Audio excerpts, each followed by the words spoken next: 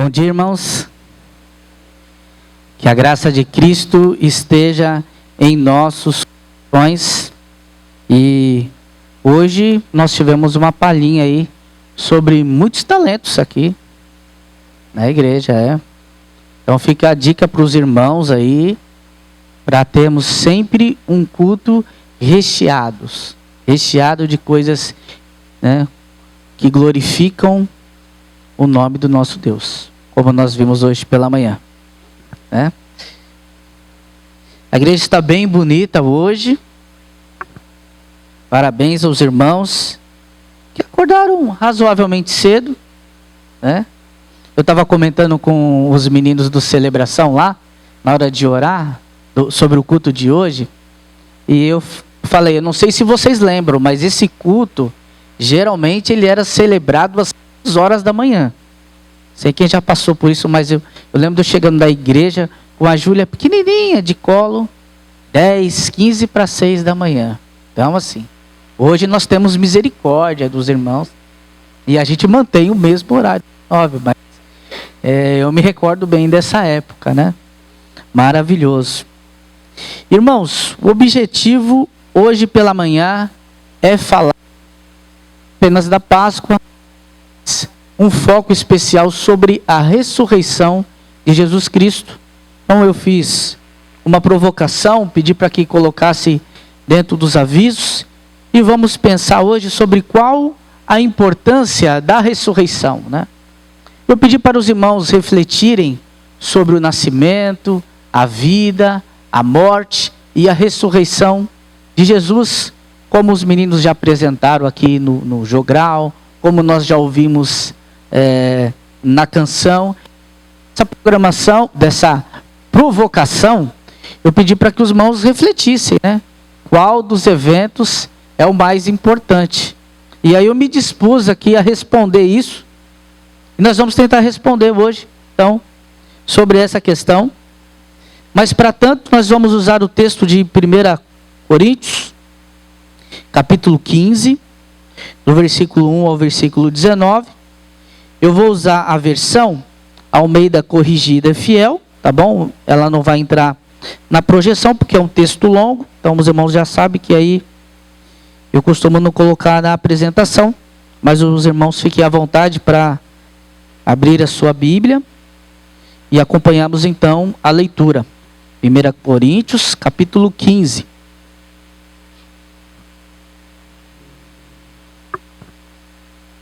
Todos encontraram? Novo Testamento, página 1812. Estou brincando. Cada Bíblia tem a sua página, ou se você está acompanhando também pela Bíblia no celular. E diz assim a palavra do Senhor: também vos notifico, irmãos, o evangelho que já vos tenho anunciado, o qual também recebestes e no qual também permaneceis, pelo qual também sois salvos, se o retiverdes, tal como o tenho anunciado, se não é que credes em vão. Porque, primeiramente, vos entreguei o que também recebi, que Cristo morreu por nossos pecados, segundo as Escrituras, e que foi sepultado e que ressuscitou ao terceiro dia, segundo as Escrituras, e que foi visto por Cefas e depois pelos 12. Depois foi visto uma vez por mais de 500 irmãos, dos quais vive ainda a maior parte, mas alguns já dormem também. Depois foi visto por Tiago, e depois por todos os apóstolos, e por derradeiro de todos me apareceu também a mim, como o nascido fora de tempo.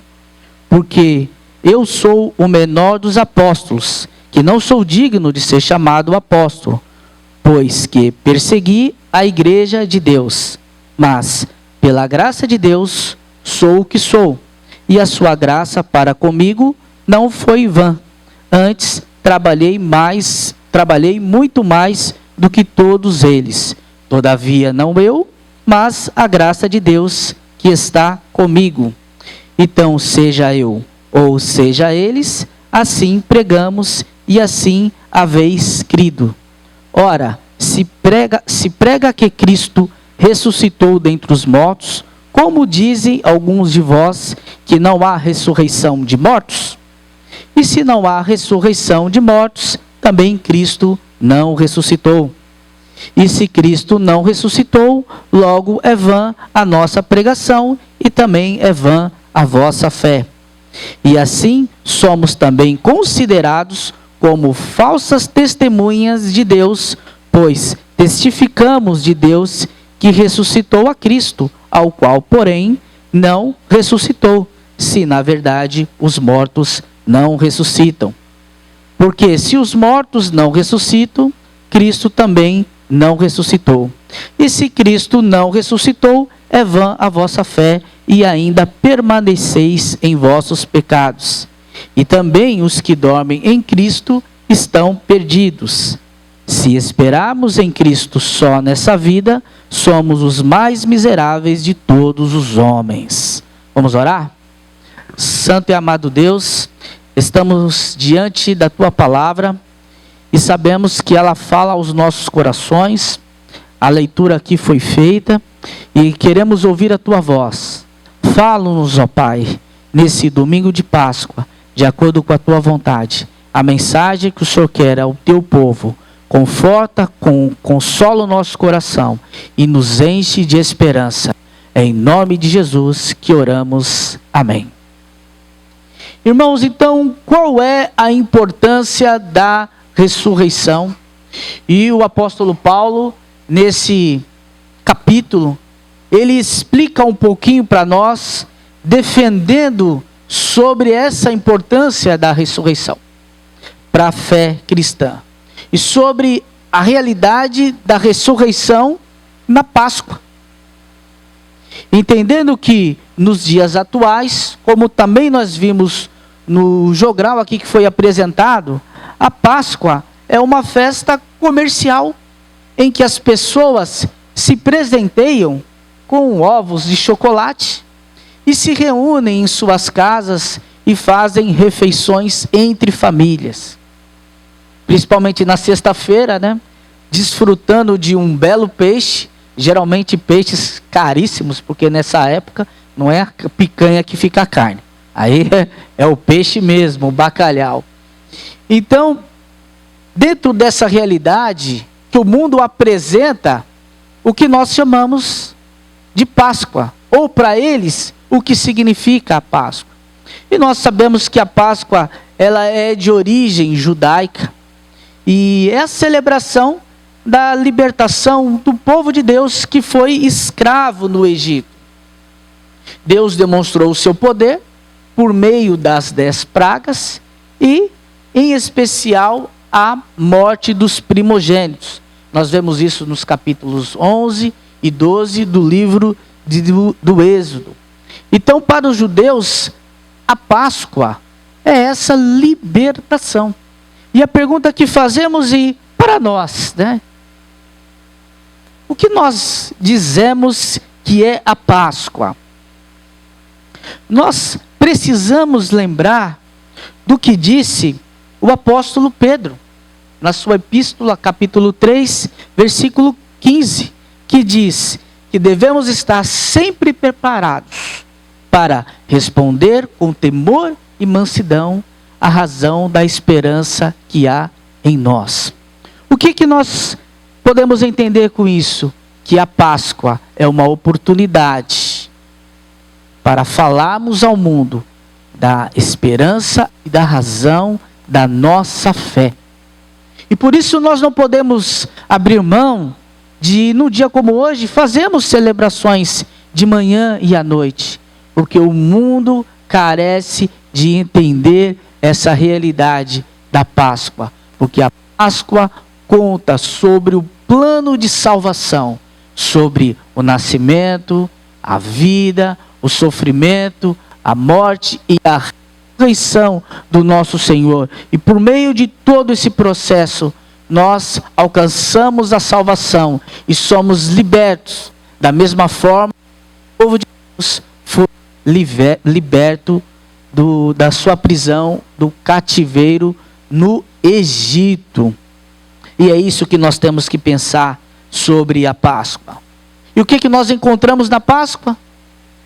Pode ligar a TV, aberta ou fechada, né? O canal que quiser, com certeza dentro da programação nós vamos encontrar filmes, desenhos, séries, documentários, falando sobre a paixão de Cristo, sobre o sofrimento de Jesus, né? Mostrando Jesus sangrando, e a cruz lá, e ele chicoteado.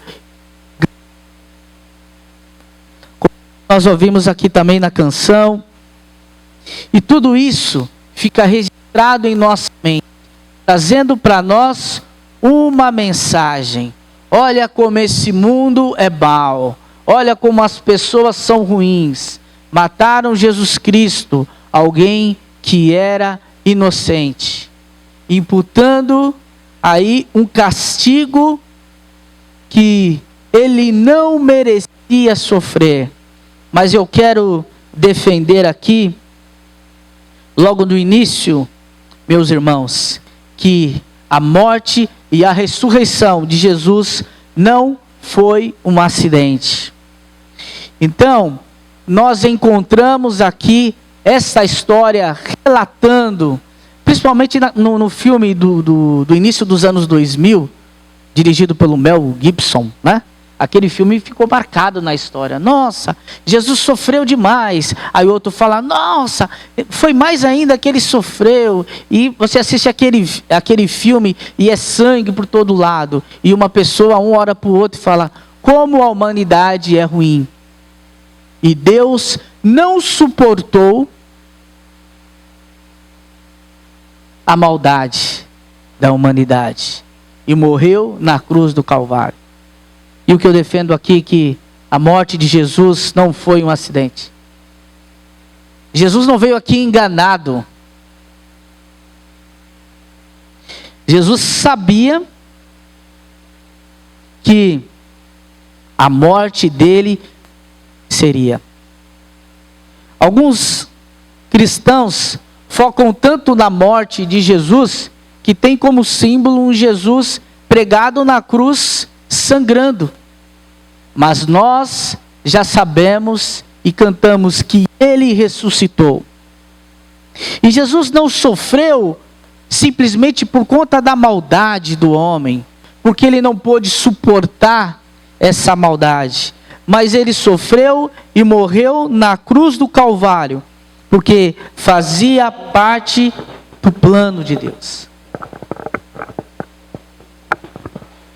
E às vezes nós ficamos emocionados vendo esses filmes e chorando. Tadinho de Jesus, olha como ele sofreu. Mas ele não veio aqui com a intenção de fazer algo diferente. Jesus não veio aqui e desceu na terra e falou, Deus, deixa que eu resolvo lá. Eu vou falar com os seres humanos, eles vão se arrepender e vão pedir perdão. Não foi isso. Por isso que eu afirmo que Jesus não veio aqui enganado. Ele sabia que ia morrer. Até porque o nosso simples fato de arrependimento não satisfaz a justiça de Deus. Em Hebreus capítulo 9, versículo 22, está escrito que sem o derramamento de sangue não há perdão de pecados. Por isso que a morte de Jesus não foi um acidente. Isaías já profetizou, 53 versículo 5, que ele foi transpassado por nossas transgressões, ele foi ferido, foi castigado, mas isso já fazia parte dos planos de Deus, porque em Hebreus capítulo 10, versículo 4, diz que o sangue de touros e de bodes não removem pecados. Houve uma morte vicária, em substituição. Cristo morreu em nosso lugar para nos reconciliar consigo mesmo. Colossenses capítulo 1, versículo 20 diz que o sangue de Jesus, derramado na cruz do Calvário, nos reconciliou consigo mesmo, ou seja, nos reconciliou com o próprio Deus. E ele fala também da sua ressurreição, que seria necessária. Quando em Mateus capítulo 12, versículo 40, ele diz que da mesma maneira que Jonas foi engolido pelo grande peixe e ficou lá 3 dias, que o Filho do Homem também ficaria 3 dias no seio da terra. Ali Jesus falava sobre a sua ressurreição, sobre o cumprimento dessa parte. Em João capítulo 2, versículo 19, ele diz que esse templo seria destruído e seria reconstruído em 3 dias. Eles não entenderam o que ele queria dizer, que falava do seu próprio corpo. E mais uma vez Jesus fala sobre a sua ressurreição. Mas vamos avançar, vamos falar sobre o testemunho da ressurreição. A ressurreição não é uma história apenas contada pelo cristianismo, por aqueles que são fanáticos, digamos assim, mas faz parte de testemunhos de pessoas que viveram naquele período. E os próprios apóstolos viram Cristo ressurreto. Nós vemos isso no texto a partir do versículo 12, em que o apóstolo Paulo que diz que primeiro ele foi visto por Cefas, Pedro, depois pelos 12, depois ele foi visto por mais de 500 irmãos, que ainda grande parte vive. E por fim, o apóstolo Paulo disse que o Senhor também apareceu a ele. Então, irmãos, esse testemunho sobre a ressurreição de Jesus é importante, porque isso faz parte da convicção do cristianismo. Não há cristianismo sem ressurreição, porque morrer por morrer, Buda também morreu. Com todo respeito às religiões afrodescendentes, mas os seus orixás também. Assim como Allan Kardec, assim como os santos católicos, como Joseph Smith, como Maomé, Moisés e todos os outros. Morrer é fácil. Para morrer, basta estar vivo. Mas Jesus ressuscitou. E veja a maneira que o apóstolo usa para defender a ressurreição de Jesus. Ele fala sobre testemunhas que estão vivas. Ele não fala apenas dele. Ele fala de Pedro, ele fala dos 12, ele fala de mais de 500 irmãos que ainda grande parte vive. Ou seja, se eu estiver falando alguma mentira, eu posso ser refutado. Está aí as testemunhas oculares. Elas existem e ainda estão vivas nesse tempo. Então, Jesus faz essa defesa, apóstolo Paulo, sobre a ressurreição de Jesus. Em Atos capítulo 1, como nós vimos aqui também, Jesus orienta os seus discípulos, Atos capítulo 1, versículo 8, olha, fiquem aqui, porque o Espírito Santo vai descer, vocês serão revestidos de poder e semeis minhas testemunhas. Não é para ficar pulando, pendurando do lustre, não é para isso. O Espírito Santo vai descer para sermos testemunhas. Fique aqui do alto, vocês vão receber poder. E no versículo 9, o Senhor Jesus é elevado, ascende aos céus. E os discípulos ficam lá assim, olhando para o alto como que não acreditando, e aparece aqueles 2 homens de branco e diz, varões galileus, por que estão espantados olhando para cima? Por acaso vocês não sabem que esse mesmo Jesus que ascendeu aos céus voltará? E esse testemunho à vista daqueles que estavam ali sobre a ascensão de Jesus ao Pai, após os 40 dias, com um corpo diferente, um corpo glorificado, Jesus ascende aos céus. E isso é maravilhoso.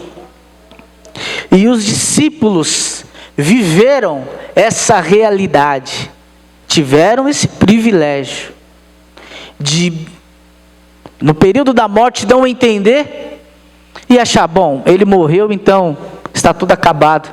Cada um foi voltar a fazer as suas atividades. Mas Jesus ressuscitou e eles contemplaram a ressurreição de Jesus. E o que nós devemos celebrar então hoje, como domingo de Páscoa? Que nós também ressuscitaremos. Irmãos, muitos cristãos esquecem do foco da ressurreição. Existe uma dificuldade nossa nesse sentido. Por isso que eu lancei aquela pergunta: o que é mais importante? O nascimento, a morte ou a ressurreição? Obviamente que a resposta é que os três são igualmente importantes. Nós sabemos disso. Porque se ele não tivesse nascido, ele não poderia morrer. E se ele não tivesse morrido, ele não poderia ressuscitar.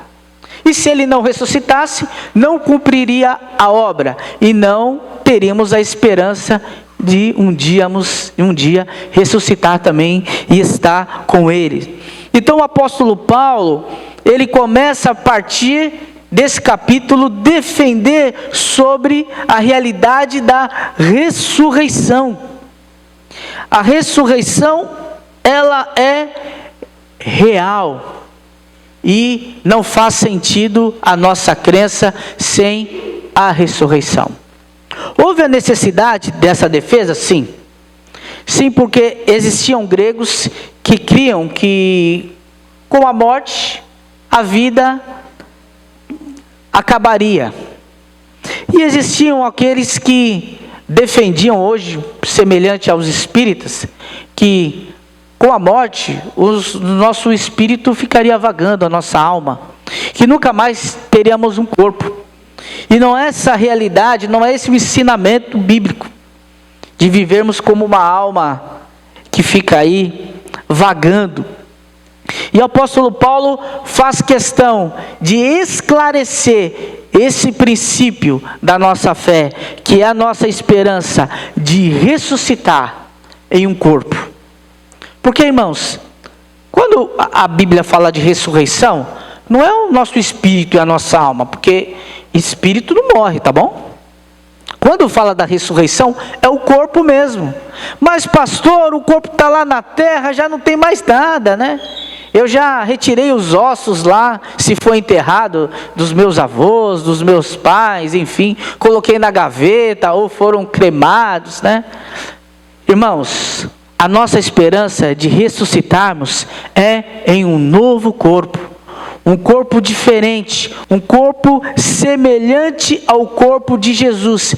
E essa é a bênção da ressurreição. Aquele que é calvo não será mais, aquele que é baixinho não será mais, aquele que usa óculos não usará mais. Pelo menos é essa a nossa esperança. Pode jogar o óculos fora, né, irmão? Amém, né? Não é hoje, calma. Vai chegar o dia. E essa nossa esperança nós não podemos perder de vista. Mas se nós fizermos uma enquete entre os cristãos, não digo aqui nós, mas no geral, aqueles que se dizem, e muitos não são praticantes, vão falar assim: você crê que Jesus nasceu? Ai, creio, Jesus nasceu, foi uma bênção, né? E Jesus, ele sofreu mesmo? Ah, com certeza sofreu. Ele morreu na cruz? Morreu, claro. O sangue dele foi derramado. Que coisa triste. Ele ressuscitou? Sim, ele ressuscitou. E você vai ressuscitar também? Bom, aí né, se Deus quiser, quem sabe. Então muitas vezes nos falta convicção dessa esperança. E por isso a ressurreição entre os três né, considerando o nascimento e a morte, ela acaba ficando de um plano inferior, muitas vezes. Porque nos falta essa convicção de que Cristo ressurgiu. Nos falta viver essa convicção. E por isso alguns não têm tanta intimidade com essa realidade. Mas veja que o apóstolo Paulo, ele começa a defender a nossa ressurreição, e ele vai fazer o quê? Vai comparar a nossa ressurreição como uma semeadura, sabia? Nesse mesmo capítulo, 1 Coríntios, capítulo 15, a partir do versículo 36, o apóstolo Paulo, ele encerra esse assunto. Então, irmãos, se você tem dúvida sobre a ressurreição dos mortos, então hoje nós vamos sair daqui com essa questão sanada, e nós vamos cantar que ele ressuscitou, e que também nós ressuscitaremos quando ele vier nos buscar.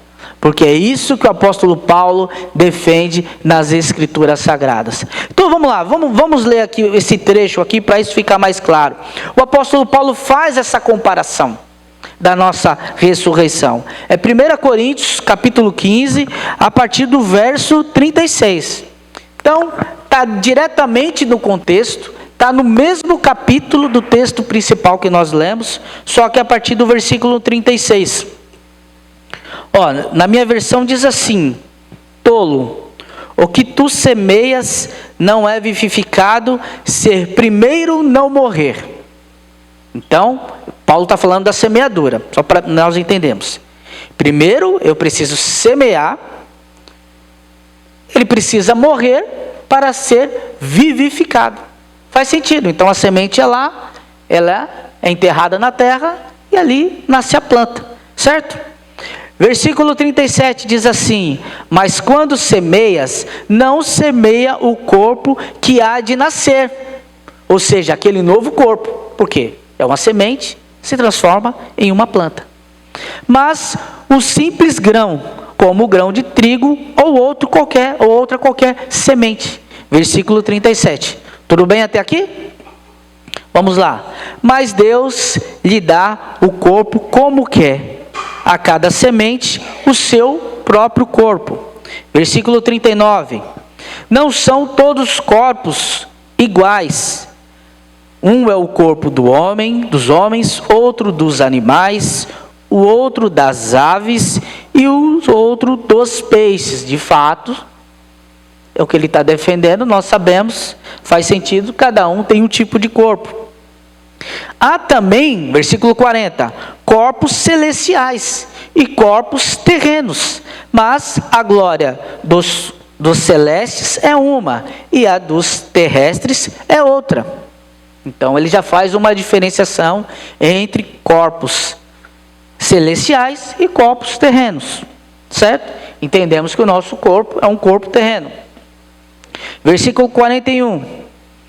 Há a glória do sol e a glória da lua e a glória das estrelas, pois uma estrela difere em glória da outra. Então ele fala que também são corpos diferentes. Ele continua nessa metáfora para explicar aquela geração sobre a ressurreição. Versículo 42 agora, é isso, né? Assim também a ressurreição dentre os mortos. Semeia-se o corpo em corrupção, ou seja, um corpo igual ao nosso, um corpo em pecado, corrupto, e ressuscita-se em incorrupção, ou incorruptível, a semelhança do corpo de Cristo. Então o apóstolo Paulo, ele está explicando o nosso corpo terreno, que é semeado na terra, quando nós morremos, porque no primeiro versículo ele disse que é necessário morrer para que haja um novo corpo, certo? Então esse corpo mortal, ele é semeado na terra, nós morremos, e na ressurreição nós recebemos um corpo incorruptível. Está aí a explicação. É isso que o apóstolo Paulo defende. Essa é a bênção da ressurreição. Mas vamos continuar. Versículo 43 diz assim, ó: semeia-se em desonra, ou seja, o nosso corpo hoje é uma desonra porque é um corpo pecador, e ressuscitará em glória. Que maravilha, irmãos! Semeia-se em fraqueza e ressuscitará em poder, porque também teremos um corpo glorificado, a semelhança do nosso Senhor, a semelhança de Deus, que Jesus Cristo é Deus. E para terminar, versículo 44 diz: semeia-se um corpo natural e ressuscitará um corpo espiritual. Irmãos, é essa a nossa fé, a nossa esperança de ressurreição. É por isso, irmãos, que a ressurreição, ela é tão importante quanto o nascimento e a morte de Jesus, porque ela revela que teremos um novo corpo, um corpo espiritual, um corpo superior a esse, um corpo não mais sujeito a doenças, a dor, a pecado, um corpo glorificado. Não faz sentido termos uma fé sem a garantia de uma vida eterna, de uma ressurreição com um corpo ressurreto, um corpo glorificado como o de Jesus. E para concluirmos, irmãos, um cristianismo sem ressurreição torna-se uma fé sem garantia de vida eterna, restringindo Deus como um ser limitado apenas a questões temporais. É o que o Paulo disse no último versículo que nós lemos. Se esperarmos em Cristo só nessa vida, somos os mais miseráveis de todos os homens. Nós estamos reduzindo a nossa fé a um Deus que é capaz apenas de nos dar um bom emprego, uma família abençoada, alguns anos de saúde e de uma felicidade relativa, apenas isso. Não faz sentido. Nós temos que anunciar ao mundo que Cristo ressuscitou e Ele voltará e vai trazer consigo os seus. Sem ressurreição dos mortos, não faz sentido o Ministério de Celebração chegar aqui acho que às 8 horas da manhã para ensaiar canções. Não faz sentido, é em vão o jogral que foi apresentada, a música que os meninos cantaram. Não faz sentido as nossas reuniões. Nada faz sentido na nossa fé sem a ressurreição de Cristo e sem a esperança de sermos ressuscitados no último dia. E que Deus nos abençoe e continuemos cantemos que um dia ressuscitaremos, porque o nosso Senhor vive.